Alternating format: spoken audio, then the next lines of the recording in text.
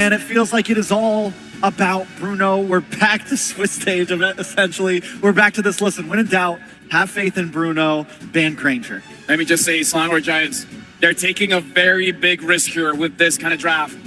This potentially is the final game of the day. And with that, we're throwing it to the casters. You know, panel, we completely agree. This is a risk for SRG, bringing this kind of draft to the table.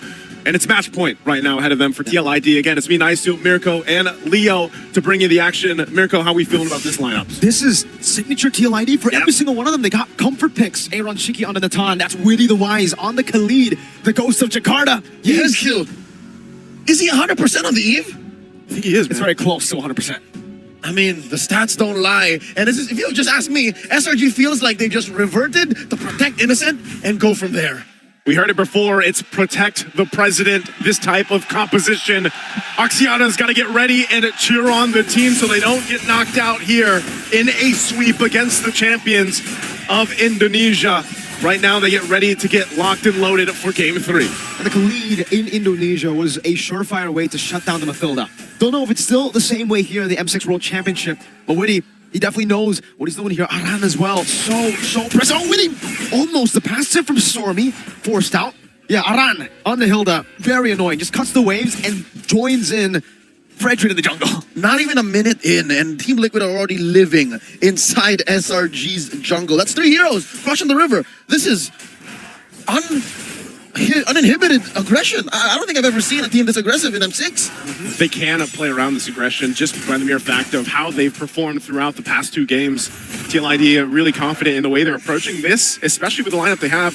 I'm just going to go ahead and visit down to Saran. He's going to be fine. Take a look at the emblems, though, real quick.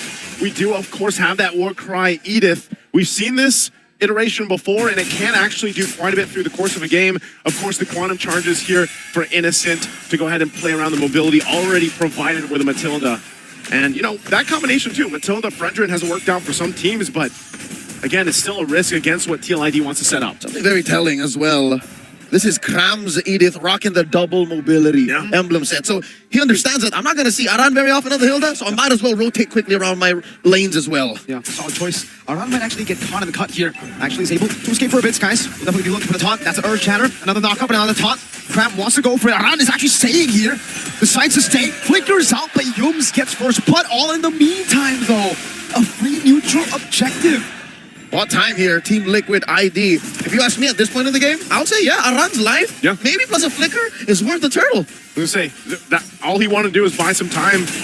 Now Yums, Raging Sandstorm going to be used. No connection, though, from Witty. So they'll back off. Oh! Voila! Fabian with a snipe down. Witty wants to steal his way. Oh, concussive blast! Steals it away. Fabian was able to combo it down. I think that was a soul sever from the Usurper. That's right, he served it up to Fabian, and it's for free across the map. Liquid ID's winning. Oh man, again, Fabian able to go ahead and get that. Now they just have control of pressure on the jungle here.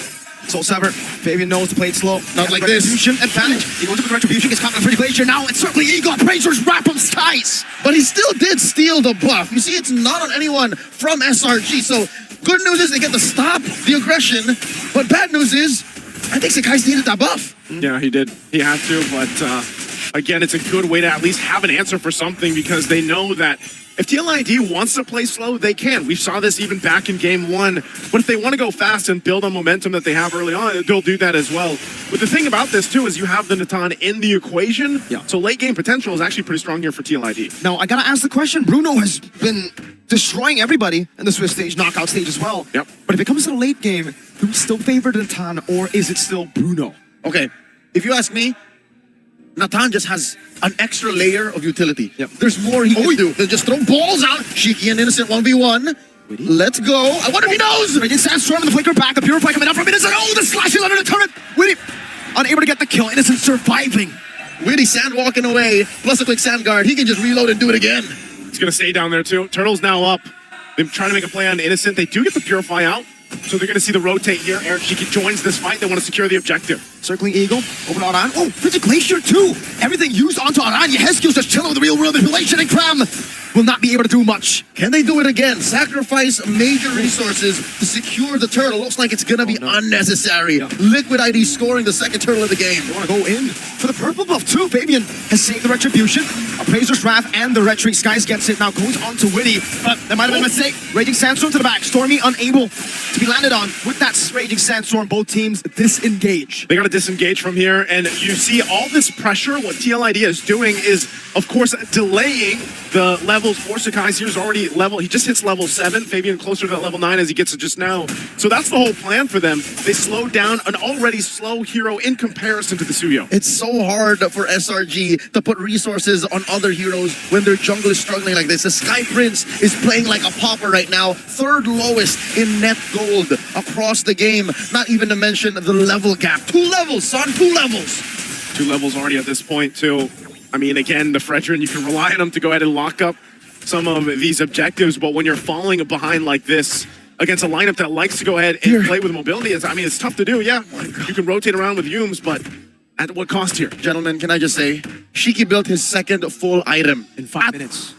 Under 6 minutes, Oh, wow. 2/3 on the way to his magic trinity. I see your oh my god now. I understand it now. Aaron Shiki is on a path of snowballing under Natan. Fabian. Oh, no. With a wallet that thick, I get why he's called the untouchable one. This thick wallet. That's a free turret. That's a free turret, too. To build that up a little bit further. Man. Tier 1 already in the bottom lane, down. Sakai's still scraping. Now for the purple buff, you can see Iran already given the information, but this time Cram has to go ahead and help him. It will be secured. Buff is up, 10 seconds on the turtle. Look at the focus here, still on the bottom side. Stun over, not connecting. Oh my god, the damage! Aaron Shiki trying to go for it. Yums, this might be the re-engage. Fabian gonna be caught. Aaron Shatter. Raging Sandstorm the flanker. Stopping them. Aaron Shiki able to escape. Now Cranberry low. Fabian walking up. So summer. And Shiki walks away, purify through. Down this goes 1. Your head's in trouble. Oh, flicker out of the Appraiser's Wrath. That's a double for Fabian. Sky's very low. They're on Aaron Shiki. Entropy forward. Serving up a kill down in the back line. Yum goes down. Fabian gets a triple. That's a 4 for 0. Fabian almost getting the last shot on Stormy. 7 minutes in, it's a 5,000 gold lead. This is a stampede. What was that fight? It looked like they sent one every angle, and they clean it up, almost getting a wipeout. Stormy the one to survive, and TLID will also get the turtle.